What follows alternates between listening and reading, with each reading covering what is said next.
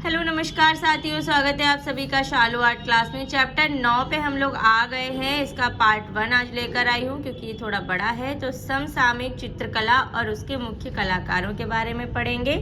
हमारा पहला प्रश्न है, निम्न कलाकारों पर विचार कीजिए और उनके जन्म वर्ष के क्रमानुसार सजाइए। तो पहला नंबर 1 है M.F. हुसैन, दूसरा राजा रवि वर्मा, तीसरा अमृता शेरगिल, चौथा G.R. संतोष। तो यहाँ पे जो हमारा आंसर है वो ऑप्शन नंबर सी सही हो जाएगा, यानी कि सबसे पहले राजा रवि वर्मा, उसके बाद अमृता शेरगिल, फिर M.F. हुसैन और फिर हैं G.R. संतोष। अगला प्रश्न है, प्रथम भारतीय महिला चित्रकार थी। तो इनमें से हमारा ऑप्शन नंबर डी सही हो जाएगा, सुनैनी देवी। चलिए अब राजा रवि वर्मा के बारे में पढ़ेंगे। इनका जन्म 1848 और मृत्यु 1906 में हुई थी। राजा रवि वर्मा किस कला के लिए प्रसिद्ध हैं? तो यहाँ पे ऑप्शन नंबर सी सही हो जाएगा, चित्रकला के लिए। प्रसिद्ध चित्रकार राजा रवि वर्मा का जन्म कहाँ हुआ था? तो दिए गए ऑप्शन में ऑप्शन नंबर बी केरल सही हो जाएगा। अगला प्रश्न है, राजा रवि वर्मा का जन्म 1848 ईस्वी में इस स्थान पर हुआ।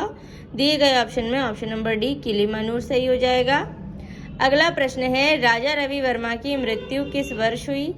तो ऑप्शन नंबर ए सही हो जाएगा, 1906 में। अगला प्रश्न है, किस भारतीय कलाकार के चित्रों की प्रतिलिपि अधिकांश घरों में पाई जाती थी? ऑप्शन नंबर डी सही हो जाएगा, राजा रवि वर्मा। अगला प्रश्न है, किस भारतीय कलाकार ने भारतीय विषयों पर यूरोपीय शैली में चित्र बनाए? ऑप्शन नंबर डी सही हो जाएगा, राजा रवि वर्मा ने। अगला प्रश्न है, इनमें से किस चित्रकार का ओलियोग्राफ से संबंध है? ऑप्शन नंबर हमारा ए सही हो जाएगा, राजा रवि वर्मा। अगला प्रश्न है, यूरोपियन शैली से प्रभावित परंतु भारतीय विषयों को चित्राधार मानकर कार्य किया, किसने किया? ऑप्शन नंबर डी सही हो जाएगा, राजा रवि वर्मा ने। अगला प्रश्न है, किस चित्रकार के चित्र रंगमंच से युक्त हैं? तो ऑप्शन नंबर सी सही हो जाएगा, राजा रवि वर्मा के। अगला प्रश्न है, भारत की आधुनिक चित्रकला में तैल रंगों का प्रयोग सर्वप्रथम किसने किया? ऑप्शन नंबर बी सही हो जाएगा, राजा रवि वर्मा ने। अगला प्रश्न है, भारत में सर्वप्रथम तैल चित्रण करने का श्रेय किस कलाकार को जाता है? ऑप्शन नंबर सी सही हो जाएगा, राजा रवि वर्मा को। अगला प्रश्न है, विख्यात चित्रकार राजा रवि वर्मा ने तैल चित्रकला सीखी। ऑप्शन नंबर सी सही हो जाएगा, थियोडोर जैनसन से। अगला प्रश्न है, राजा रवि वर्मा जाने जाते हैं?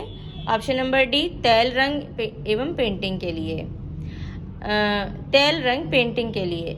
अगला प्रश्न है, राजा रवि वर्मा ने लिथोग्राफी प्रेस से अपने चित्रों को किस तकनीक से छपवाया? ऑप्शन नंबर बी सही हो जाएगा, ओलियोग्राफ तकनीक।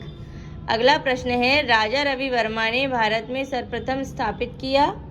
Option number B oleograph press. अगला प्रश्न है, उस चित्रकार का नाम बताइए जिसने बम्बई में लिथोग्राफ प्रेस खोला। ऑप्शन नंबर बी सही हो जाएगा, राजा रवि वर्मा ने। अगला प्रश्न है, भारत में कैनवास पर तैल चित्रण की शुरुआत करने वाले प्रथम भारतीय चित्रकार जाने जाते हैं? Option number B Raja Ravi Varma. अगला प्रश्न है, रवि वर्मा जाने जाते हैं? ऑप्शन नंबर ए पौराणिक चित्रों के लिए। अगला प्रश्न है, हंस दमयंती की चित्रकार हैं? Option number D Raja Ravi Varma जी। अगला प्रश्न है, शकुंतला किसका प्रसिद्ध चित्र है? Option number B Raja Ravi Varma का। अगला प्रश्न है, शकुंतला वियोग किसकी कृति है? Option number B Raja Ravi Varma की। अगला प्रश्न है, नई फिल्म रंगरसिया निम्न में से किस कलाकार के जीवन पर आधारित है? Option number D Raja Ravi Varma के। चलिए अब रविन्द्रनाथ टैगोर या ठाकुर के बारे में पढ़ेंगे। इनका जन्म 1861 और मृत्यु 1941 में हुई थी। रविन्द्रनाथ टैगोर की पहचान किस रूप में नहीं है? ऑप्शन नंबर सी सही हो जाएगा, मूर्तिकार के रूप में नहीं है, बाकी वे चित्रकार, कवि और कहानीकार हैं। अगला प्रश्न है, वह कौन महान भारतीय कलाकार है जिसने प्राचीनता व नवीनता का मिश्रण कर आधुनिक कला को जन्म दिया? ऑप्शन नंबर ए सही हो जाएगा, R.N. टैगोर। अगला प्रश्न है, रविन्द्रनाथ टैगोर जिन्हें भारत का प्रथम आधुनिक कलाकार माना जाता है का आत्मचित्र यूरोपीय आधुनिक कला के किस बात से प्रभावित है? ऑप्शन नंबर ए सही हो जाएगा, अति यथार्थवाद। अगला प्रश्न है, रविन्द्रनाथ टैगोर के चित्र किस प्रकार के हैं? ऑप्शन नंबर बी सही हो जाएगा आधुनिक विमूर्त शैली के। अगला प्रश्न है एक कवि चित्रकार जिनकी कर्मभूमि शांति निकेतन थी वे हैं। Option number C Rabindranath Thakur. अगला प्रश्न है शांति निकेतन किस राज्य में स्थित है।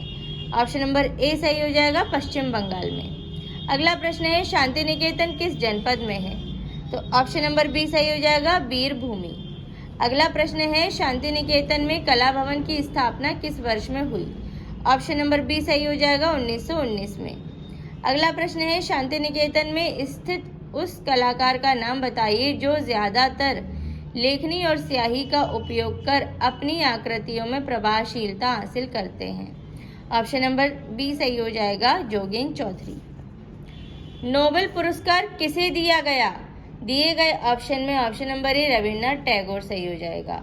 अगला प्रश्न है आर.एन. टैगोर के चित्रों की प्रथम प्रदर्शनी 1930 में हुई। ऑप्शन नंबर ए सही हो जाएगा पेरिस में। अगला प्रश्न है प्रसिद्ध चित्रकार रविन्द्रनाथ टैगोर को नोबेल पुरस्कार किस वर्ष मिला था। ऑप्शन नंबर ए सही हो जाएगा 1913 में। चलिए अब हमारा अगला प्रश्न है गगनेन्द्र नाथ टैगोर या ठाकुर के बारे में पढ़ते हैं। इनका जन्म 1867 और मृत्यु 1936 में हुई थी। किसने हास्य व्यंग चित्रों का निर्माण किया, तो यहाँ पे हमारा जो है ऑप्शन नंबर सी सही हो जाएगा गगनेन्द्र नाथ टैगोर। इनको जी.एन. टैगोर भी बोलते हैं। निम्न में से उस चित्रकार की पहचान कीजिए जिसने बंगाल शैली से भिन्न शैली में काम किया, तो ऑप्शन नंबर बी सही हो जाएगा गगनेन्द्र नाथ टैगोर। बंगाल की लोक कला जी.एन. टैगोर की चित्रकला में कैसी दिखाई देती है, तो ऑप्शन नंबर ए सही हो जाएगा घनवादी। अगला प्रश्न है भारतीय घनवादी शैली के प्रथम चित्रकार थे। ऑप्शन नंबर सी सही हो जाएगा गगनेन्द्र नाथ टैगोर। अगला प्रश्न है गगनेन्द्र नाथ टैगोर के घनवादी चित्र किस तकनीक के थे। ऑप्शन नंबर ए सही हो जाएगा स्याही रेखा चित्र। अगला प्रश्न है Indian society of oriental art नामक संस्था की आधारशिला किस आधुनिक भारतीय चित्रकार ने रखी। ऑप्शन नंबर डी सही हो जाएगा, यानी कि गगनेन्द्र नाथ ठाकुर और अवनीन्द्र नाथ ठाकुर दोनों ने। अगला प्रश्न है गगनेन्द्र नाथ टैगोर द्वारा एक क्यूबिस्ट सिटी को किस माध्यम में चित्रित किया गया, तो ऑप्शन नंबर बी सही हो जाएगा जल रंग। अगला प्रश्न है ईसा के जीवन पर आधारित चित्र किस कलाकार ने बनाए। ऑप्शन नंबर डी सही हो जाएगा गगनेन्द्र नाथ टैगोर। अगला प्रश्न है जामिनी राय जिनका जन्म 1887 और 1972 ईस्वी में हुआ था, इनके बारे में पढ़ेंगे। तो अगला प्रश्न है भारत का पिकासो किसे कहते हैं। ऑप्शन नंबर सी सही हो जाएगा जामिनी राय को। अगला प्रश्न है संथाल महिला किस चित्रकार की चित्रकृति है। ऑप्शन नंबर बी सही हो जाएगा जामिनी राय की। अगला प्रश्न है निम्न में से किस कलाकार ने बंगाल लोक चित्रों को अपनी अभिव्यक्ति का माध्यम बनाया। ऑप्शन नंबर डी सही हो जाएगा जामिनी राय ने। अगला प्रश्न है आधुनिक चित्रकार जामिनी राय की चित्रकला कौन सी चित्र विद्या से प्रेरित है। ऑप्शन नंबर सी सही हो जाएगा कालीघाट का पटचित्र। अगला प्रश्न है कालीघाट के चित्र किस चित्रकार की प्रेरणा बने। ऑप्शन नंबर ए जामिनी राय की। अगला प्रश्न है जामिनी राय की पेंटिंग किस माध्यम में बनी। Option number C tempera. अगला प्रश्न है चित्रों में चटक रंगों का प्रयोग किसने किया, तो यहाँ पे हमारा ऑप्शन नंबर ए सही हो जाएगा जामिनी राय ने। अब अगला प्रश्न है जामिनी राय की प्रसिद्ध कृति माँ एवं शिशु का माध्यम, तो यहाँ ऑप्शन नंबर ए सही हो जाएगा कैनवास पर तेल रंग। अब हमारा अगला प्रश्न है वह कलाकार जिसने लोक कला को अपनी चित्रण शैली के रूप में अपनाया, तो यहाँ पे हमारा ऑप्शन नंबर सी सही हो जाएगा जामिनी राय ने। अगला प्रश्न है कौन सा चित्रकार लोक चित्रों से प्रभावित था। ऑप्शन नंबर बी सही हो जाएगा जामिनी राय। अगला प्रश्न है आधुनिक भारतीय चित्रकारों में कौन भारतीय लोक कला से प्रभावित कलाकार है। ऑप्शन नंबर बी जामिनी राय। अब अमृता शेरगिल के बारे में पढ़ते हैं। इनका जन्म 1913 और मृत्यु 1941 में हुई। अमृता शेरगिल मुख्य रूप से किस कलाकार से प्रेरित थी। ऑप्शन नंबर ए सही हो जाएगा पाल गौगान। अगला प्रश्न है अमृता शेरगिल द्वारा बनाया गया चित्र 3 गर्ल्स या 3 लड़कियां किस माध्यम में चित्रित हैं। ऑप्शन नंबर ए सही हो जाएगा तेल रंग। अगला प्रश्न है भारतीय विषयों को पाश्चात्य शैली में किसने चित्रित किया। ऑप्शन नंबर सी सही हो जाएगा, अमृता शेरगिल ने। अब सूची मिलान करना है, तो यहाँ पे हम जो है दिए गए ऑप्शन में ऑप्शन नंबर डी सही कर लेंगे। डी के हिसाब से मिलाते हैं। के एस कुलकर्णी बेलगाम, अमृता शेरगिल बुडापेस्ट, के एच आरा हैदराबाद और एस एच रजा तो क्या हो जाएगा, बवेरिया। ठीक है, चलिए अगला प्रश्न है, अमृता शेरगिल के कार्य को किसने प्रोत्साहित किया था? ऑप्शन नंबर बी सही हो जाएगा, जामिनी राय ने। अगला प्रश्न है, अमृता शेरगिल का जन्म कहाँ हुआ था? ऑप्शन नंबर डी, हंगरी में। अमृता शेरगिल की माँ थी? Option number C, Hungarian. अगला प्रश्न है, अमृता शेरगिल की मृत्यु किस शहर में हुई थी? ऑप्शन नंबर सी, लाहौर में। अगला प्रश्न है, अमृता शेरगिल पर भारत आगमन का क्या प्रभाव पड़ा था? तो ऑप्शन नंबर हमारा बी सही हो जाएगा, अजंता चित्रों का। चलिए, अमृता शेरगिल ने चित्रकला की शिक्षा पाई? तो ऑप्शन नंबर सी सही हो जाएगा, पेरिस में। अगला प्रश्न है, वह कौन सा आधुनिक भारतीय चित्रकार है जिसके चित्रों में पाश्चात्य संयोजन एवं यथार्थवाद का प्रभाव है?